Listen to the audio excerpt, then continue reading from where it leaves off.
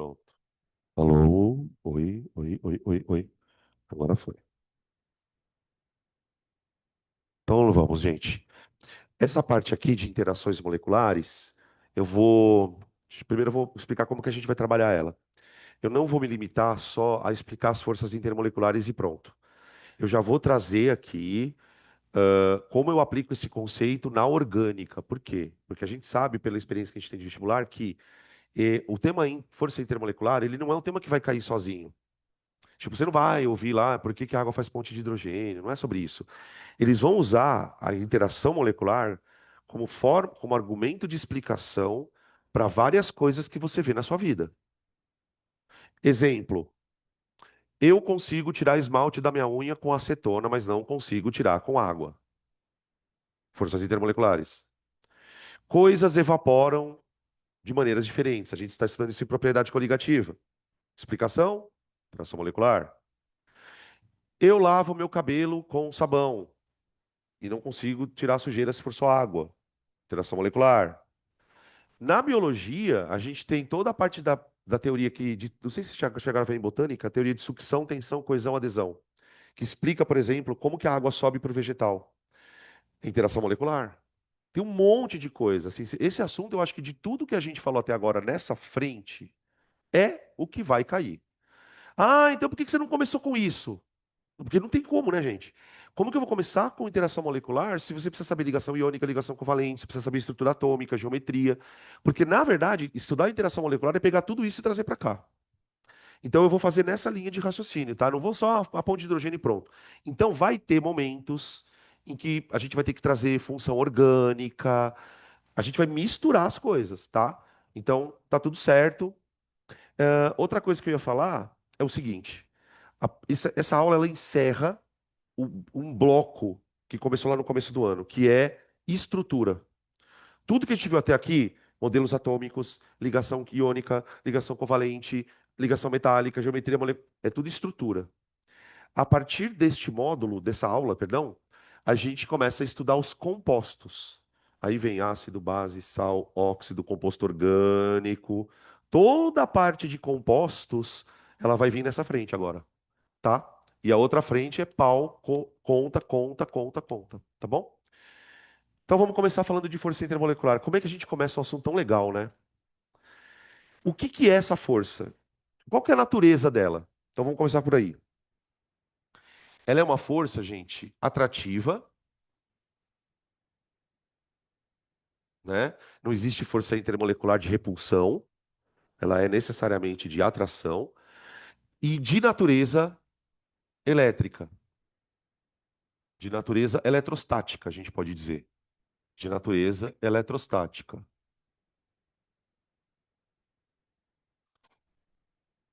tá bom? Beleza.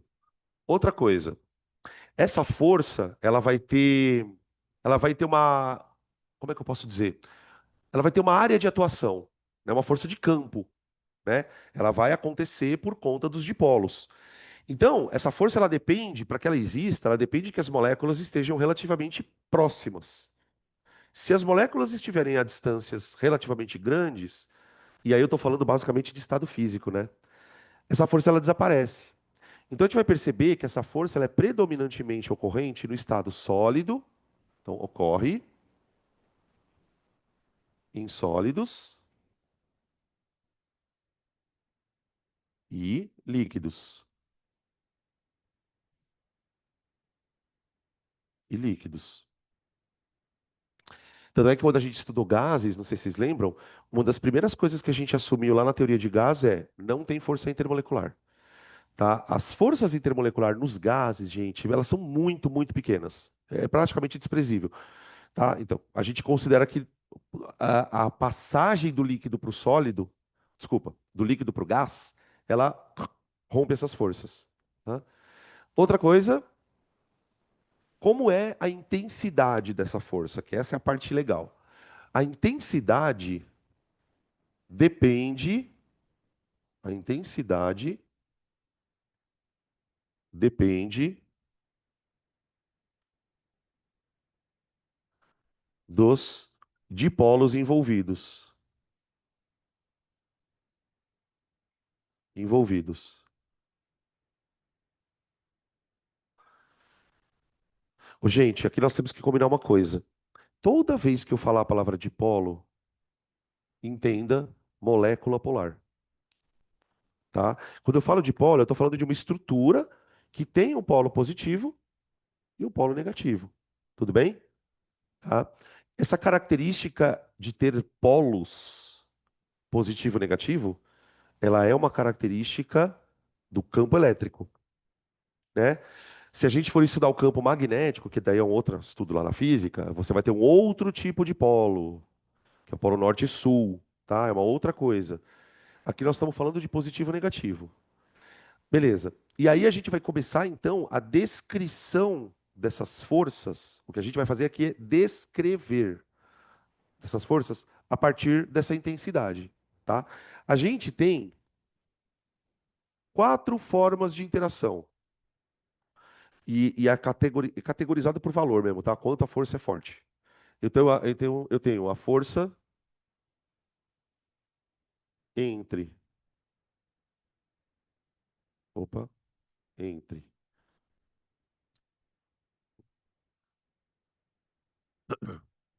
Força entre dipolos temporários.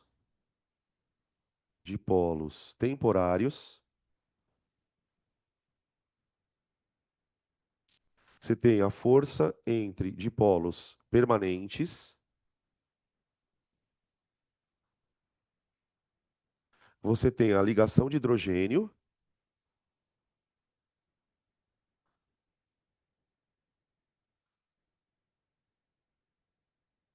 e você tem a interação íon-dipolo,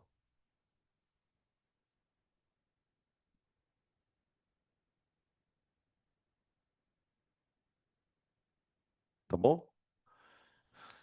Então, vê, o que que a gente está fazendo, pessoal? A gente começou a estudar a ligação covalente, já tem umas 3 semanas ali, e aí viemos falando da geometria das moléculas, tananã. Agora a gente está com a molécula pronta na nossa frente. Eu já sei se ela é polar, se ela não é, se ela é trigonal, tananã. Agora eu vou colocar ela para interagir com outra molécula. Entende o que eu estou fazendo? Quando eu falo de interação molecular, é sobre isso. Eu passei 3 meses aprendendo a montar a molécula. Pronto. Agora eu vou pegar essa molécula e pôr para interagir. Eu tenho essas interações. As interações são vastas, tá? Eu tenho molécula interagindo com molécula, molécula interagindo com molécula, molécula interagindo com molécula e íon interagindo com molécula. Entendem isso? Tá? Beleza. Eu vou começar pela mais difícil e a menos intensa e a mais frágil e a mais sutil, que é a força interdipolo temporário. E é importante a gente concentrar nas palavras, gente, porque isso ajuda a entender o processo. Dipolo é uma molécula polar. Já falamos sobre isso. O que seria um dipolo temporário? É uma molécula que está momentaneamente polar. E isso é uma coisa interessante da gente olhar, porque até aqui, para nós, a molécula é polar ou apolar. Quando eu analiso se uma molécula é polar ou apolar, de forma geral, a gente está fazendo isso pensando na molécula sozinha. Agora, uma molécula que é apolar, se ela for submetida a um estímulo externo, ela pode polarizar. Eu vou dar um exemplo para vocês. Isso aqui eu vou desenhar, pessoal, só para criar uma ideia. Mas acho que nem precisa anotar no caderno. Não, vai, eu vou fazer. Ó, o que que é um dipolo momentâneo ou dipolo temporário? Ó, aí tem uma outra coisa, viu, gente? É, essas forças às vezes aparecem com nome diferente. Essa força aqui, ela pode aparecer com o nome de dispersão ou London, tá? Então vamos lá. Como funciona a criação de um dipolo? E por que que ele é temporário? Imagine que isso aqui seja uma molécula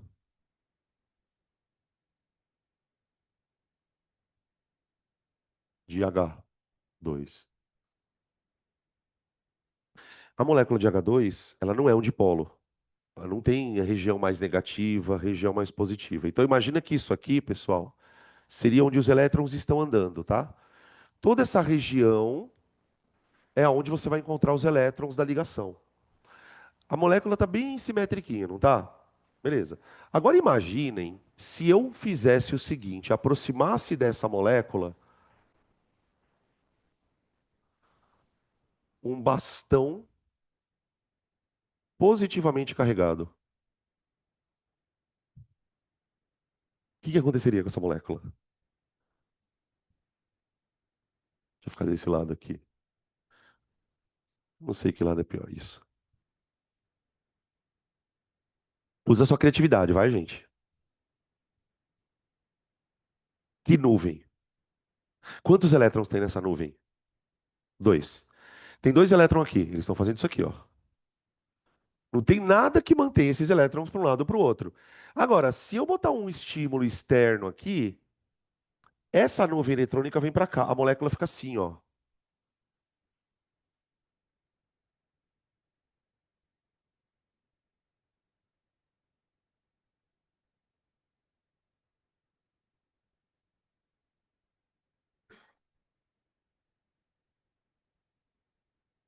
O que aconteceu aqui? Usa a palavra certa. Tem uma palavra para isso. Polarizou. Polarizou. Criou um dipolo. Onde está o polo negativo? Onde está o polo positivo? Está aqui. Tá bom? Esse dipolo, ele é momentâneo. Por quê? Se esse bastão afastar, o dipolo some. Deu para entender o lance? Mas você fala assim, Danilo, mas deixa eu entender uma coisa. Dentro das coisas tem bastão? Não. Sabe quem vai fazer o papel de bastão? Adivinha? Adivinha, gente? Uma outra molécula. O simples fato de existir uma outra molécula aqui, que não é nem positiva nem negativa, perturba o dipolo da outra.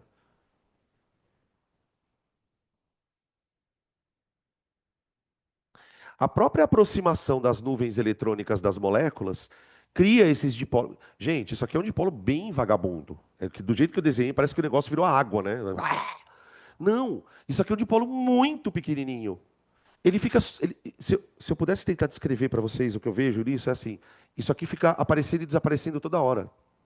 Porque isso aqui não fica parado assim, as moléculas estão próximas, uma hora ela está perto da outra, depois ela está solta, então esse dipolo uma hora existe, outra hora não existe. Quando existe, aí vem uma outra molécula e aperta, e aí vai. É uma força muito sutil. Por isso que ela é muito, muito fácil de ser quebrada. As moléculas que estão fazendo isso, elas estão se polarizando umas às outras. Cada vez que uma molécula se aproxima da outra, um dipolo acaba interferindo no outro. Então, por exemplo, imaginem que essa molécula, aqui, ó, ela tenha sido polarizada por uma molécula daqui do lado. Quando chega uma outra molécula aqui, vê, ela polariza junto. E aí você cria a interação entre os dipolos. Ó, dipolo temporário. O que a gente poderia usar como um resumo descritivo dessa força, né? Porque só a imagem talvez não seja o suficiente para entender a ideia. A gente pode dizer que os dipolos temporários são forças. Vou escrever aqui, tá? Ó. Escrevi de outra cor. Peraí.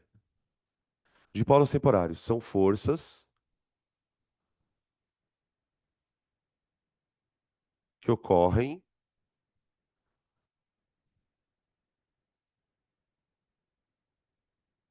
entre moléculas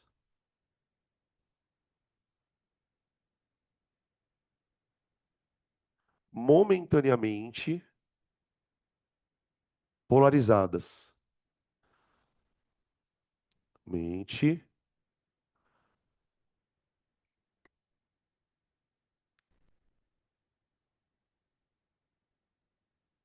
usadas devido à interação entre nuvens eletrônicas.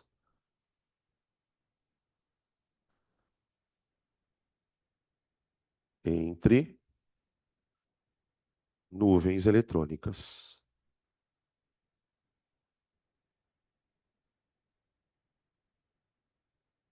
Pronto. Ela surge assim. Então aqui a gente já tem resposta para perguntas desse assunto que geralmente são mais fáceis, né? Professor, como é que eu vou saber identificar se essa força é uma força de dipolo induzido ou não? Né? Porque muitas vezes o exercício ele vai nessa linha. Ele fala, olha, quando tal substância está no estado líquido, quais são as forças intermoleculares que predominam? Todo mundo sabe falar da água, que é a ponte de hidrogênio. Gente, é só você pensar o seguinte: para um dipolo ser criado, ele precisa não existir primeiro. Por isso que a força chama de polo temporário. Então, essa força ela deve acontecer quando? Quando a molécula não tiver dipolo. Ou seja, ocorre em moléculas apolares. A força de dipolo induzido ocorre em moléculas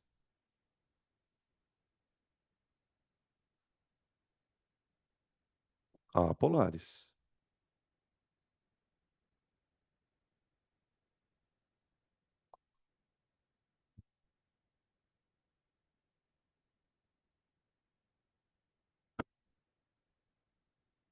Tudo bem? Tá, agora vamos falar um pouquinho sobre a intensidade dessas forças, gente. Isso é uma coisa que eu gosto muito de quando eu dou aula de interação molecular, de reforçar. A gente, quando aprende interação molecular, a gente pode correr o risco de estar aprendendo um pouco errado. É, eu já vi muitos alunos falando assim: ah, professor, a força de dipolo induzido, ou força de dipolo temporário, ou força de dispersão, ela é a mais fraca de todas, né? Não é verdade. Não é verdade isso, não. Assim como a ponte de hidrogênio é a mais forte. Não é verdade. Não, a coisa não é tão simples assim, gente. Por quê? Porque tem molécula de tudo quanto é tamanho. Vocês têm que pensar que nem todas as moléculas são pequenininhas. Por exemplo, quando eu falo assim, ah, a água faz ponte de hidrogênio. Ok. Mas quando eu vou para uma molécula orgânica, por exemplo, ela pode ter regiões onde ela interage por ponte de hidrogênio, ela pode ter regiões onde ela interage por dipolo induzido, ela pode ter regiões onde ela interage por dipolo permanente, e até íon dipolo. Me dá um exemplo de molécula que adora fazer tudo isso. Proteína. Como que a proteína adquire estrutura tridimensional? Por interações das cadeias laterais dos aminoácidos. E aí tem interação de tudo quanto é tipo. Tem interação hidrofóbica, interação hidrofílica, interação iônica, tá, gente? Então, tira um pouco essa coisa de, ah, essa aqui é fraca. A, a ligação de dipolo induzido, ela depende muito do tamanho da molécula. Essa é a verdade sobre a verdade que ninguém te conta sobre ela. Moléculas pequenas, em geral, vão ter qualquer tipo de interação fraca. Você quer ver um exemplo para quebrar esse mito? Pensa numa molécula que faz ponte de hidrogênio que não seja água. Fala aí para mim. O álcool. Ele é líquido, certo? Só que o peso molecular dele é o dobro da água, então é fácil explicar. Agora pensa numa outra molécula que faça ponte de hidrogênio que seja mais ou menos do mesmo tamanho da água. Puta, já pensei em uma aqui. Já pensei em duas. Amônia, NH3 faz ponte de hidrogênio. E HF, ácido fluorídrico. Elas são moléculas que têm mais ou menos o mesmo peso. A molécula de água pesa 18, né? A molécula de amônia pesa 17 e a molécula de ácido fluorídrico pesa 20. Tudo bem? A única que é líquida é a água. A amônia é gás. Isso significa o quê? Que a ponte de hidrogênio da amônia é um pouquinho mais fraca que a da água. Percebe como isso é diferente? Ah, então todo mundo que faz ponte de hidrogênio é líquido? Não. A molécula depende, a força intermolecular depende muito do tamanho da molécula. O caso da água é um caso muito especial, por quê? Porque ela faz duas pontes, por conta da geometria dela. A molécula de amônia, ela não consegue fazer ponte de hidrogênio muito forte. Então, ó, toda a força intermolecular, ela pode ser menor ou maior, tá? No caso do dipolo induzido, vamos escrever aqui, ocorre em moléculas apolares. Sua intensidade aumenta Eu vou fazer uma tabelinha aqui, tá? Não uma tabelinha, mas uma relação. Aumenta com duas coisas: massa molecular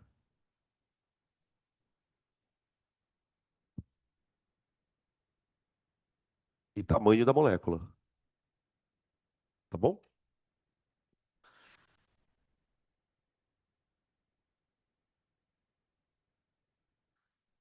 Então, por exemplo, pessoal, acho que a melhor maneira da gente exemplificar como essas forças variam com o tamanho da molécula é usando um exemplo da química orgânica que cai sempre no Enem e nos vestibulares de maneira geral, que é o fracionamento do petróleo.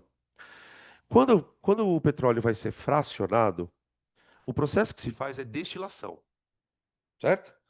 E a destilação é baseada no quê? Diferença de ponto de ebulição.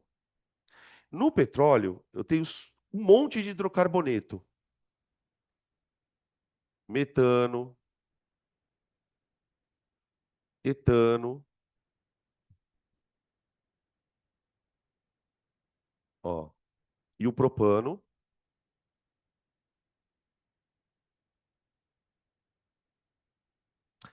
Esses três aqui, ó, eles são os componentes mais voláteis do petróleo. Eles são tão voláteis, pessoal, que a destilação não consegue nem fazer eles virarem líquidos. Imagina você fazer uma destilação e não conseguir pegar o vapor e condensar, de tão volátil que o negócio é. Então isso aqui é recolhido como gás mesmo. Por isso que isso é recolhido lá em cima da torre de fracionamento. Eu não lembro, se não sei se vocês lembram que teve um exercício já faz um tempinho do Enem. Vocês já devem ter feito ele. Que ele dava as saídas da torre e perguntava quem saía em cada lugar. Por que que essas frações saem lá em cima? Porque elas não conseguem condensar no processo. E por que que elas não conseguem condensar? Porque a torre está tão quente que essas moléculas não conseguem ter interação. Elas são moléculas apolares que estão sendo liberadas numa temperatura extremamente alta. Então, e são moléculas muito pequenas. Então, isso é chamado de fração leve. Aí depois começam a vir os primeiros líquidos. Aí a gente está falando do C6 até C10. Hexano, heptano, octano, nonano, decano e assim vai. Nessa fração, a gente tem o querosene, a gente tem a gasolina, que são uma fração economicamente muito boa. Mas essa fração ela já vem líquida. De novo, olha lá. Ah, interação de dipolo induzido. A interação de dipolo induzido, mas é uma interação fraca? Não. Não é fraca por quê? Porque a molécula é muito grande. O que que acontece, pessoal? Como essa força ela é muito sutil, né? Ela é muito fácil de se sumir. Quanto maiores forem as moléculas, mais uma molécula tem como se encostar na outra. O dipolo, ele é mais difícil de quebrar quando as moléculas são muito grandes.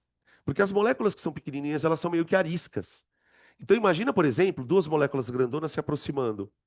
Quando as moléculas são maiores, mais pesadas, a tendência delas ficarem ali é um pouco maior. Então, por isso que a gente ouve falar muito, né, que quando a molécula aumenta, a força intermolecular também aumenta.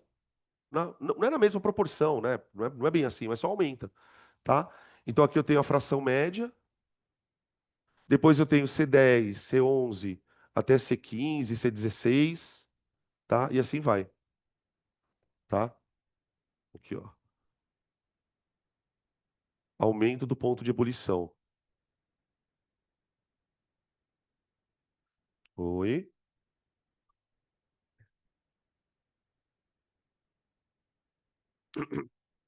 Você tá com essa história, né, velho?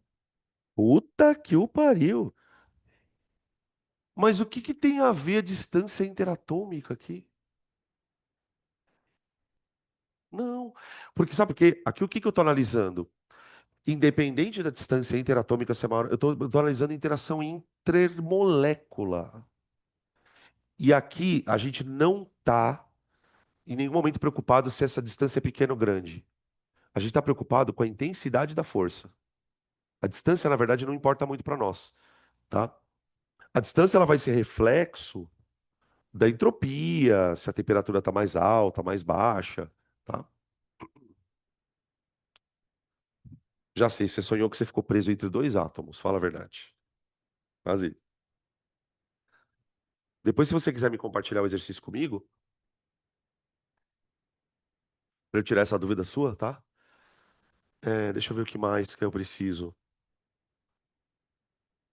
Não, acho que tá bom, né? De interação, de interação de dipolo induzido, tá bom. Ah, a gente pode pegar, sabe o que a gente pode pegar como exemplo também para mostrar o tamanho, a influência do tamanho da molécula? Isso que é legal. Uma coisa que não é orgânica, tá? Só para a gente ver como isso não é só na orgânica. Tem uma família de elementos que a gente conhece muito bem, vários deles, que é a família 7A. Então vou colocar aqui assim, outro exemplo, outro exemplo.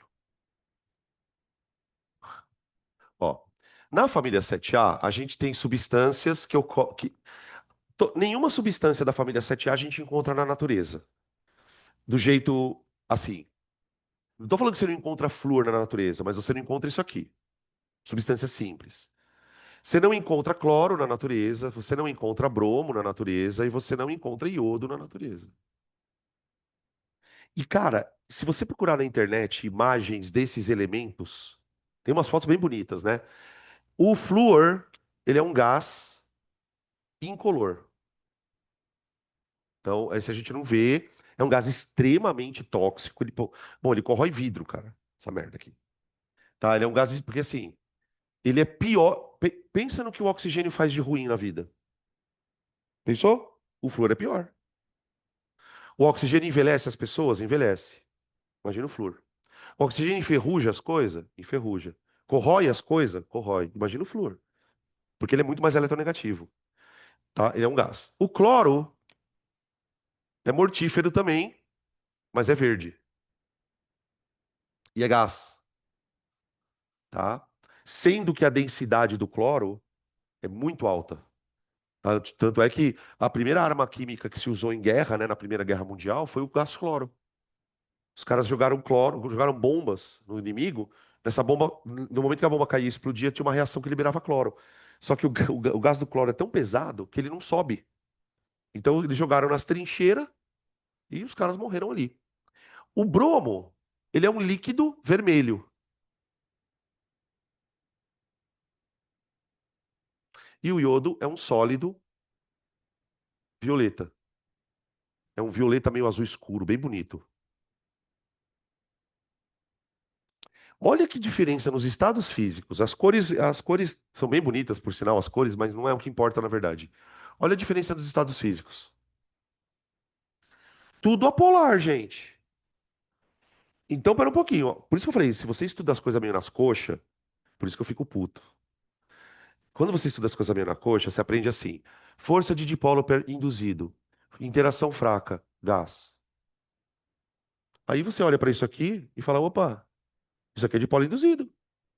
Isso aqui é dipolo induzido. Mas como é que você sabe que é dipolo induzido tudo, Danilo? Porque é tudo apolar. É tudo apolar. Agora, qual a explicação então? Se todos são apolares, por que que as interações nesses dois parecem ser maiores? Vamos lembrar do período que esses átomos estão na tabela periódica. O flúor está no segundo período, gás diatômico. O cloro está no terceiro período. O bromo está no quarto período. E o iodo está no quinto período. Dá para entender por que que um é sólido e o outro não? O tamanho da molécula é significativamente diferente. Esses dois são pequenos. E olha que interessante. Aí você começa a entender por que que a ponte de hidrogênio é foda. Quanto pesa uma molécula de cloro, gente? Vocês lembram de cabeça qual que é a massa do cloro?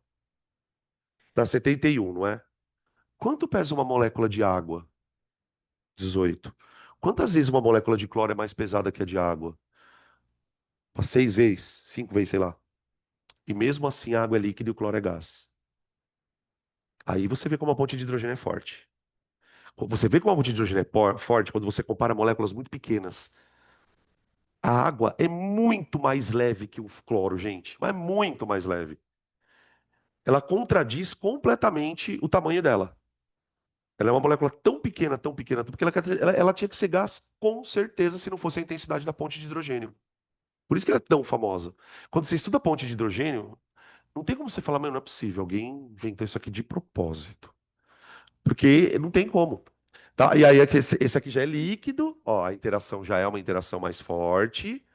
E aqui, gente, a interação ela chega a ser tão forte que o bagulho é um cristal. Olha mais uma vez aparecendo a palavra cristal de novo. Nossa, mais uma vez aparecendo a palavra cristal de novo. A gente falou de cristal a primeira vez quando a gente falou de ligação iônica, cristal iônico. Aí, agora na primeira parte da aula, a gente falou sobre cristal metálico.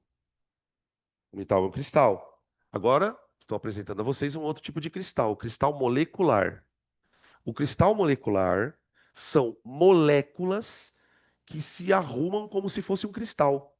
Então, imagina uma coisa. Eu vou tentar desenhar alguma coisa aqui, provavelmente eu não vou ter muito sucesso.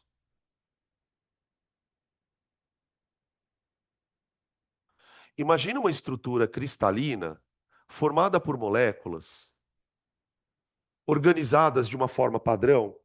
Só que em vez de ser cátion, ânion, cátion, ânion, é molécula, molécula, molécula, molécula, molécula, molécula.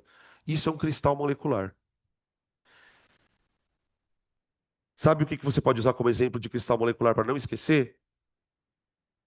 A sacarose. A sacarose é um cristal molecular, tá?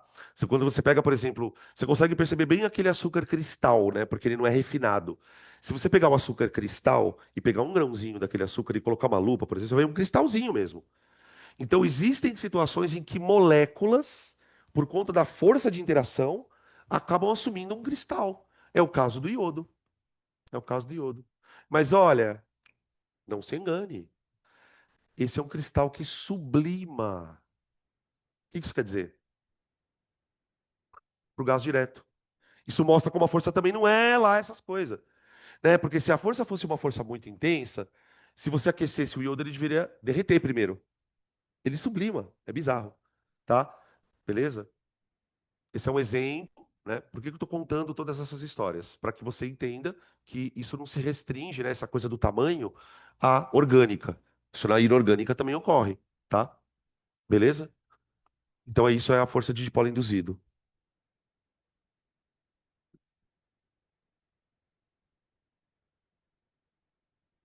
Agora, vamos falar da força de dipolo permanente.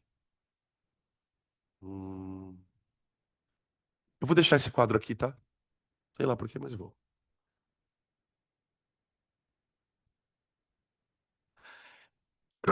Agora, a parte boa é a seguinte: a gente conseguiu estabelecer aqui uma forma de entender como a interação surge. E o mais difícil já foi. Explicar dipolo permanente é fácil, justamente porque o dipolo já existe. Então, assim, se o dipolo já existe, porque a gente já sabe que está atraindo. Então, vamos escrever aqui, ó, dipolos permanentes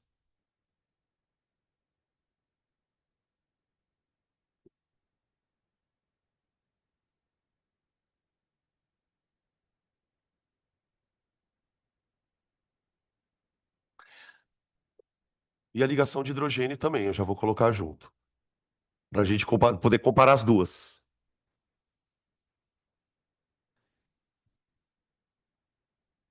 Gente, tanto uma como outra são forças de dipolo permanente. Ou seja, é preciso que uma molécula já polarizada. Então, ó, aqui você tem uma molécula já polarizada, seja ela qual for.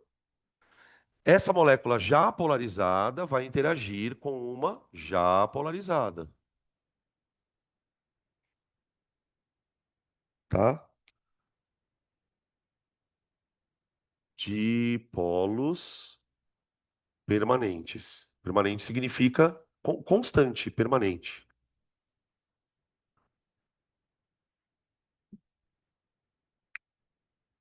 tá? Gente, os dipolos permanentes, eles acontecem em lugares específicos das moléculas.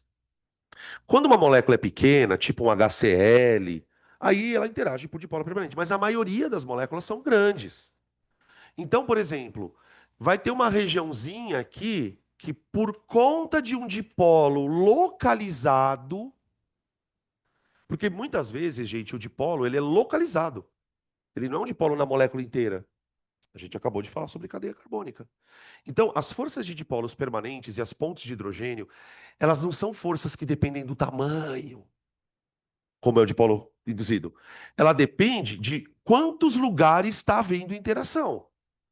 Então, por exemplo, tem moléculas, a molécula da glicerina, por exemplo, ela tem três sítios de ligação de hidrogênio.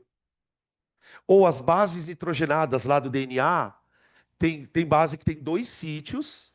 Pode perceber que a ponte de hidrogênio ela é uma força de um ponto específico, como é a força de dipolo permanente.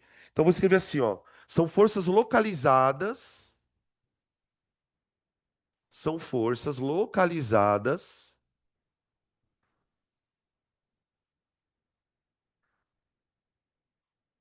em sítios da molécula.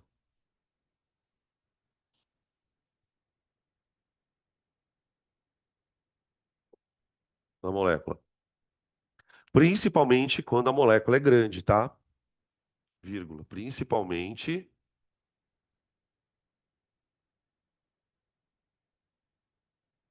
em moléculas grandes, tá?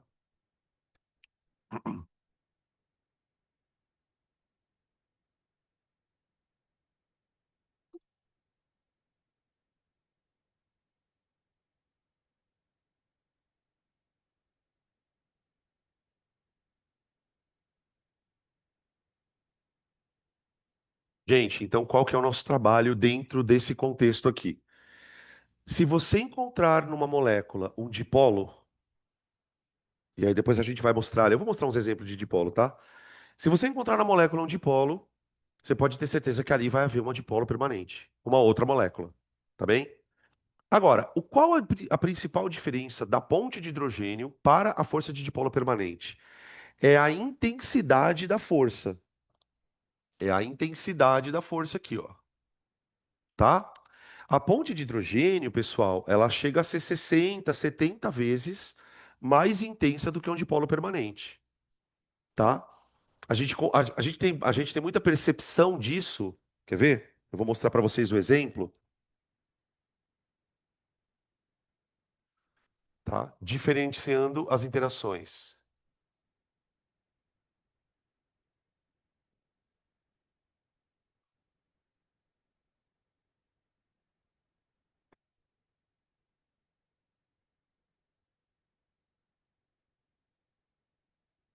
Uma maneira bem legal da gente diferenciar as interações é procurar informações sobre essas duas moléculas aqui, ó, tá? Eu vou fazer isso agora.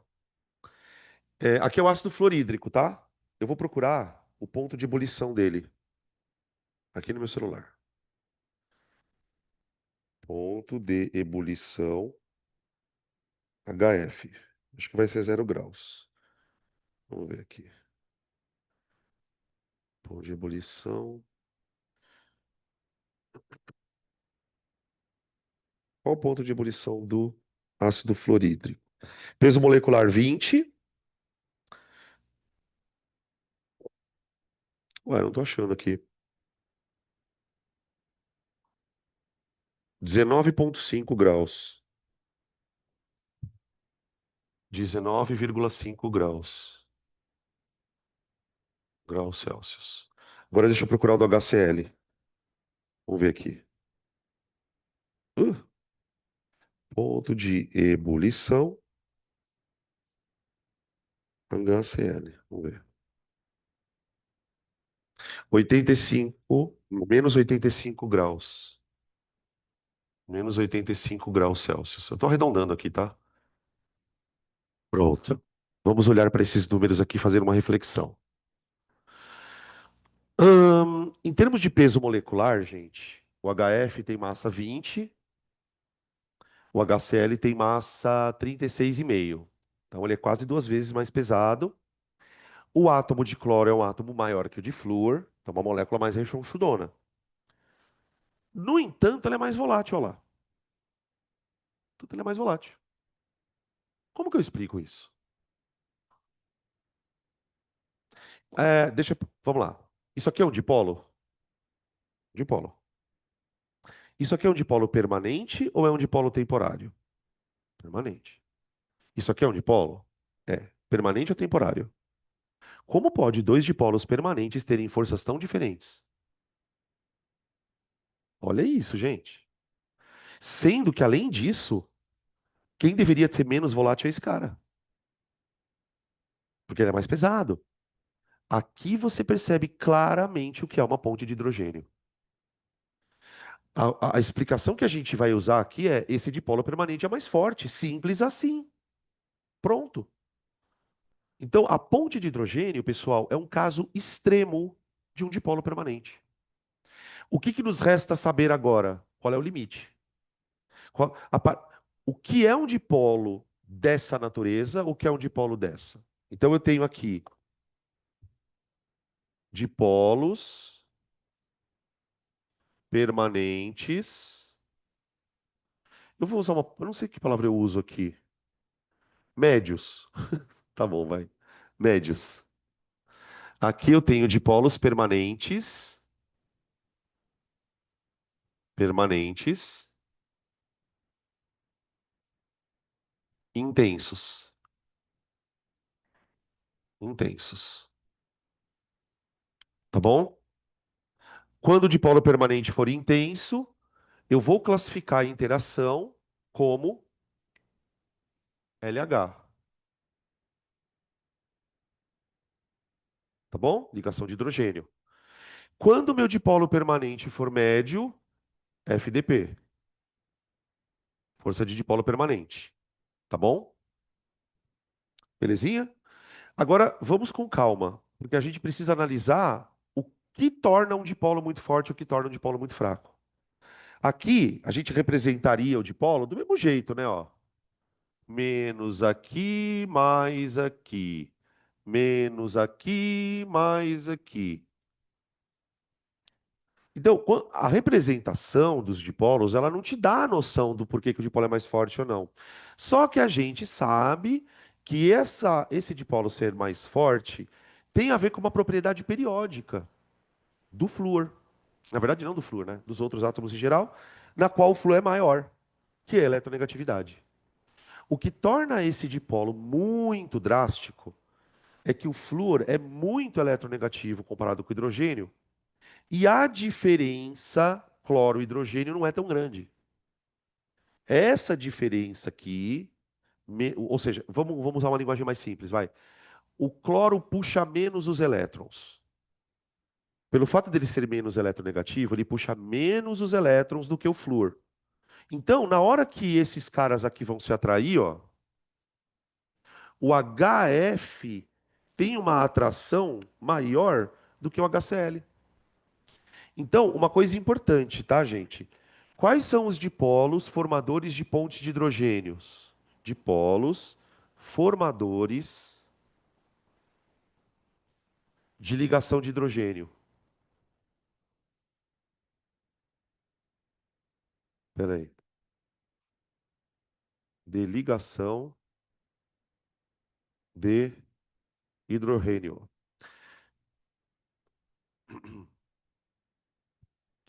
São os três dipolos mais intensos que a gente tem, tá? O H ligado a F, o H ligado a O e o H ligado a N, tá bom? Essas são os dipolos formadores de pontes de hidrogênio.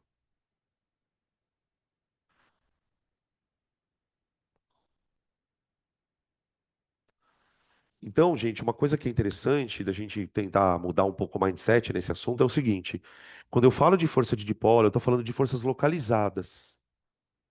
Quando eu falo de dipolo induzido, eu estou falando de forças de dispersão. Por isso que ela tem esse nome. A força de dipolo induzido, ela atua na molécula inteira. a ponte de hidrogênio é só uma coisa, entende? É só um. Por isso que o termo ligação ele é muito bem-vindo nesse caso, né? Ligação de hidrogênio, porque é uma coisa bem localizada, tá? Por isso que é meio. Quando a gente tem moléculas pequenas, a gente fala, a água faz ponte de hidrogênio. Agora, o álcool faz ponte de hidrogênio, mas ele não só faz ponte de hidrogênio. Percebe que agora muda a perspectiva? Se eu tenho OH ligado a uma cadeia carbônica, eu tenho dipolo induzido também, né? Então, uma maneira da gente poder ilustrar isso, essa mescla de interações, né?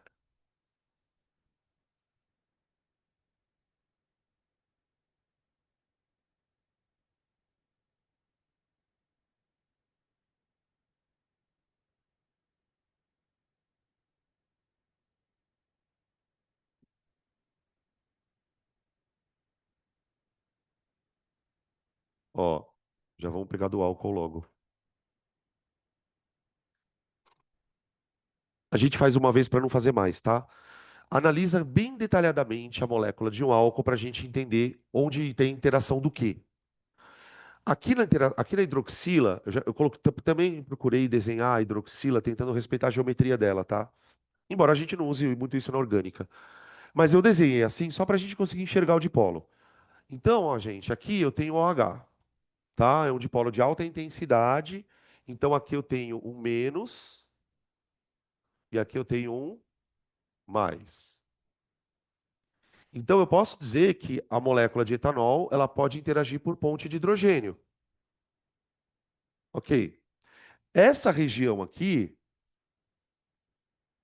ela é praticamente apolar. Então, ó, essa regiãozinha aqui, ó, é a região de baixa polaridade.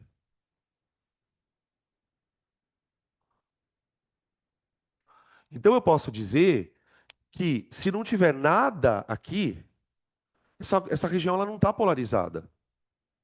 Ela não está polarizada. Tudo bem? Agora, dizer que o álcool não consegue interagir, não é verdade, tá? Ahn, qual que é o reflexo disso? Né? Olhando para uma molécula como álcool, a gente pode pensar assim: como que eu consigo observar isso na prática? A dupla, entre aspas, capacidade do álcool de fazer interação. A gente consegue provar isso na prática pensando o seguinte: o álcool, ele é solúvel em água,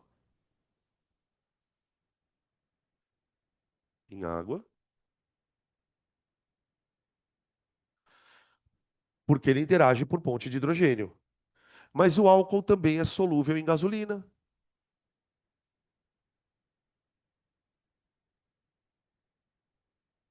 Inclusive, eu fiquei sabendo recentemente agora que o governo acho que aumentou um pouquinho a liberação de álcool na gasolina. Acho que era 23, foi para 25, alguma coisa assim, tá? Para dar uma diminuída no preço e tal. Então, quer dizer, se o governo permite que eu misture álcool na gasolina, é porque de alguma maneira o álcool ele é solúvel na gasolina. E eu estou chamando a atenção porque a gasolina não é polar. Não é polar. A gasolina é uma molécula basicamente de hidrocarboneto. Então, o álcool, ele consegue dissolver na água por quê? Porque em nível microscópico, gente, o que que é dissolver? É interagir, não é? Então, se ele consegue interagir com a água, ele interage por ligação de hidrogênio,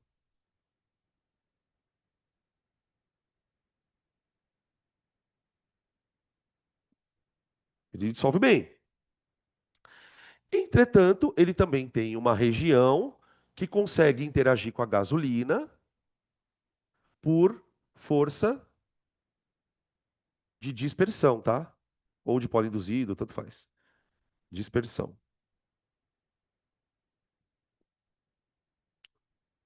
Tudo bem?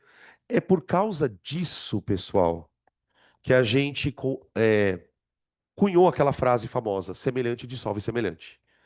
Porque a gente percebe por experiência prática que a dissolução ela depende de uma semelhança nas interações.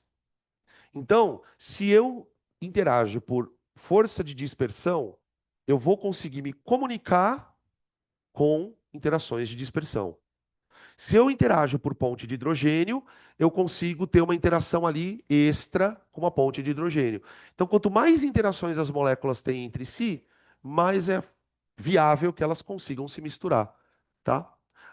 Obviamente, você tem substâncias que são mais solúveis em água, mais solúveis em gasolina. A gente gosta de usar o termo gasolina, às vezes usando o termo óleo, né? Para mostrar que são extremos, né? Água, óleo, água, gasolina, tá? Beleza? Hum. Tudo bem até aqui, gente? E deu pra gente parar, né? A gente faz o seguinte, na semana que vem, eu ainda vou ter umas coisas para falar de dipolo induzido, de ponte de hidrogênio e de íon dipolo, e a gente faz exercício, traz outras coisinhas a mais, tá? Então vou precisar de mais uma aula de teoria ainda pra gente. E é isso.